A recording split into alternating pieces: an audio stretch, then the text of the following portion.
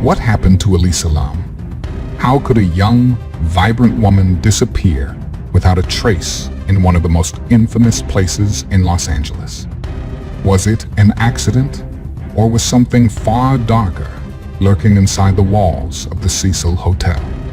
Today, we dive into a mystery that still haunts millions of people around the world.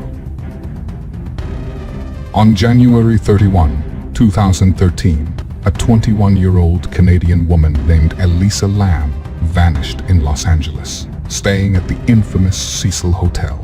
Days later, her body was discovered in a water tank, but the shocking part? No one could explain how she got there. Elisa's death is shrouded in mystery, with every theory, every twist being more chilling than the last. You see, it's easy to think we know what happened, but Elisa Lam's case has proven over and over that reality can be far more disturbing than fiction. And as the world watched, theories emerged. Some suggested it was just a tragic accident. Others believed something more sinister was at play.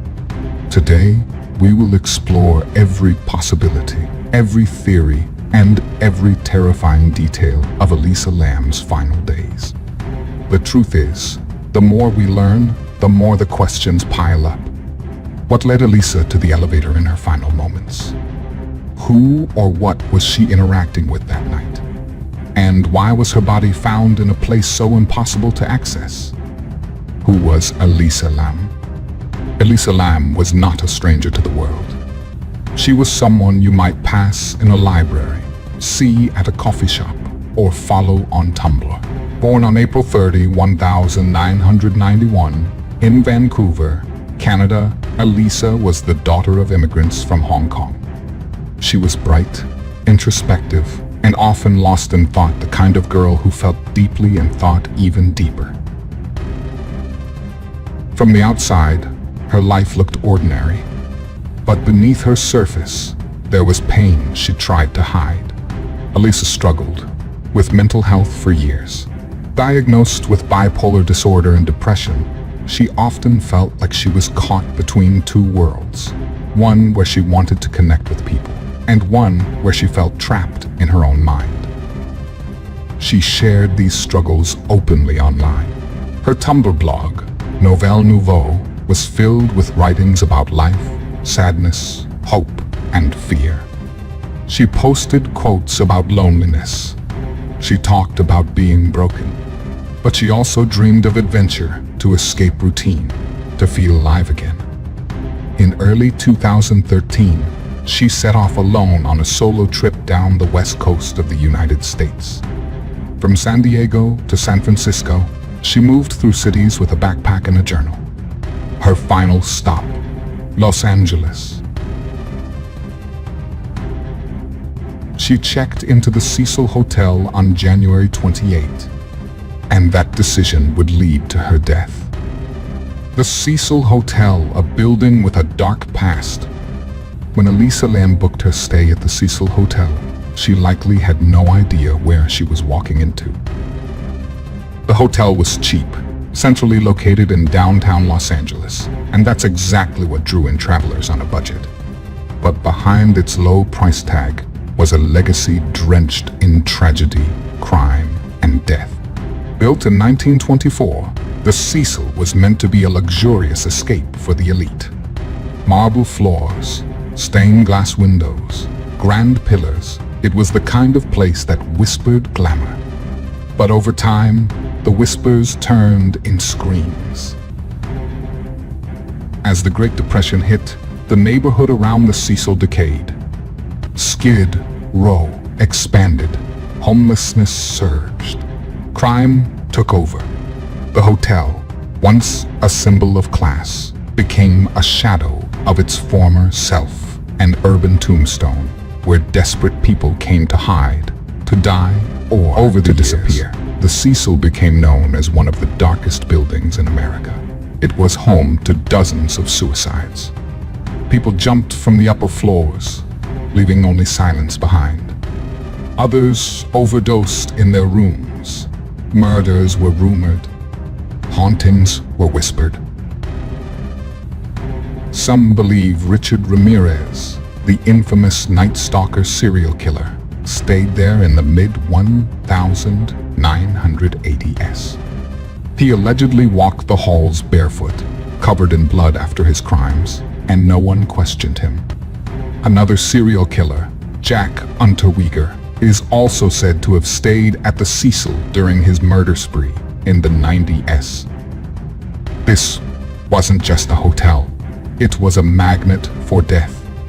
A place where bad things happened over and over again. It earned names like Hotel Death and the Suicide Hotel. People didn't stay there for long, and some never left. And in January of 2013, Elisa Lam became one of them. She checked in, smiled at the front desk, rode the elevator up, and then she vanished. The days before she disappeared.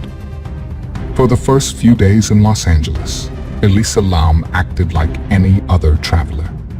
She visited a bookstore, took photos of the city, and stayed in a shared room at the Cecil. She posted updates to Tumblr. She bought books. She even chatted with the bookstore owner, who later described her as lively, talkative, and excited about the books she was buying. But soon, things changed. According to hotel staff and fellow guests, Elisa's behavior started becoming strange. She was moved from a shared room to a private one after her roommates complained about her erratic actions. Reports say she would leave notes on the bed saying things like, "Go away and leave me alone." She locked herself out multiple times. She would disappear for hours and come back disoriented. It was clear something was going wrong, but no one knew just how serious it was. On January 31, 2013, Elisa was supposed to check out of the hotel and head to Santa Cruz. She never arrived. She never called her family. She simply vanished. Her parents panicked, contacted the Los Angeles Police Department. Officers searched the hotel. They interviewed staff. They asked witnesses, but nothing came up. No signs of Elisa Lam. No answers. Just silence. Until they checked the elevator footage. What they saw would spark a storm that shook the internet and made Elisa Lam's case one of the most disturbing, unsolved true crime mysteries in modern history. The elevator footage. The Elisa Lam elevator footage was released to the public on February 13, 2013. The moment it hit the internet, it exploded. Millions watched the grainy surveillance video, trying to make sense of the girl in the elevator, who seemed to be fleeing from something or someone. The footage is time-stamped, but glitchy. The camera angle captures the inside of the elevator and part of the hallway. At first, Elisa walks in calmly. She presses multiple buttons, like she's going to multiple floors. Then she waits. But the elevator doors don't close. She looks left, then right then hides in the corner. She peeks outside, quickly, like she's terrified of someone following her. She steps out, then back in, then out again. Her arms wave in erratic, slow gestures. She moves her hands in strange patterns, almost like she's talking to someone invisible. And then she walks away. The elevator doors finally close, and she's gone. She never comes back.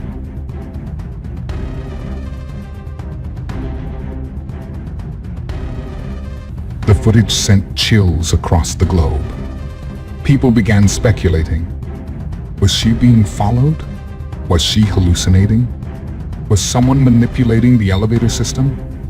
Some claimed the footage had been edited, that key parts were missing. Conspiracy theorists jumped in. Paranormal investigators declared it proof of possession. Others said it looked like she was playing some kind of elevator game, a rumored ritual that supposedly opens a door to another world. but police said there was no sign of foul play. No suspects. No screams. No evidence. Just a girl disappearing into nothing. The hotel's dark water, a gruesome discovery. For 2 weeks, Elisa Lam was missing. Flyers went up. Her parents begged for answers. Detectives searched every floor of the Cecil Hotel, but they found nothing. No clothes. No belongings. No Elisa. Then, on the morning of February 19, guests began to complain about something far more disturbing. The water. Hotel guests reported weak water pressure. Some said the water was discolored dark, murky. Others described it having a strange taste, even a foul smell. A British couple staying at the hotel said, "The water came out black at first. Then it cleared up. We brushed our teeth with it, showered with it, even drank it." It wasn't just an inconvenience. It was a horror story waiting to unfold. That morning, a hotel maintenance worker went to check the rooftop water tanks. And inside one of them was Elisa Lam. Her body was floating face up, naked and bloated, partially decomposed. Her clothes, similar to the ones she wore in the elevator video, were found at the bottom of the tank. The tank had a heavy lid. There were no ladders leading into it. No one could figure out how she got inside or why. The door to the roof was locked and alarmed. Only staff had access. Yet somehow, Elisa had made it up there without triggering a single alert. The hotel was immediately evacuated. The water system was shut down. Investigators rushed in. But what they found raised more questions than it answered. There were no signs of trauma, no visible injuries, no bruises, no cuts, no drugs in her system. Nothing that explained what happened. Just death. Elisa Lam was gone. But the mystery had only just begun. The autopsy report, no easy answers. The Elisa Lam autopsy report was released on February 21, 2013, and it only added to the confusion. The coroner's office ruled her cause of death as accidental drowning with bipolar disorder, listed as a significant condition. There were no signs of physical trauma, sexual assault, or internal injuries. Toxicology results showed no recreational drugs or alcohol. Only traces of her prescribed medication well below therapeutic levels. That detail raised alarm. It suggested Elisa might not have been taking her medication properly. And for someone with bipolar disorder, that could lead to manic episodes, delusions, or paranoia. Could she have experienced a psychotic break? Could her actions in the elevator, her fear, her strange gestures have been signs of mental collapse? The police leaned toward that explanation. But skeptics didn't buy it. They pointed out, how did she get onto the roof undetected? How did she lift the heavy lid of the water tank? Why were her clothes removed and found at the bottom? Why wasn't there more water in her lungs? Online, people were calling foul. Some believed she was murdered and the truth was being buried. Others believed in supernatural explanations, that Elisa Lam had fallen victim to something inhuman inside the Cecil Hotel. There was no clear proof, no final answers. Just a body, a tank, a hotel soaked in death, and a feeling that something was still horribly wrong. Internet obsession, a digital storm of theories. The case of Elisa Lam didn't just become news, it became an internet obsession. Reddit threads exploded. YouTube was flooded with theories. Amateur sleuths analyzed every second of the elevator video frame by frame. They claimed to see shadows, doors moving on their own, even a second foot behind Elisa. Everyone became a detective. But instead of bringing answers, the internet brought chaos. Some accused the LAPD of a cover-up. Others said the elevator video had been tampered with, pointing out time skips and blurry edges. Theories emerged by the hour. Elisa was playing the elevator game, a rumored Korean ritual meant to open portals to other worlds. She was being chased by a killer who never showed up on camera. She was possessed by a demonic force that haunted the Cecil Hotel.